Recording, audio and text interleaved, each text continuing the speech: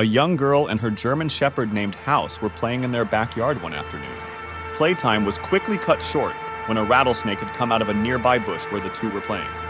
But what would happen next would save the young girl's life.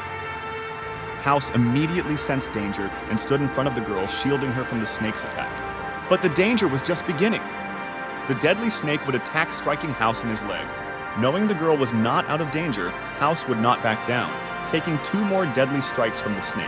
The girl escaped unharmed, and Haus thankfully recovered from his injuries after intensive treatment.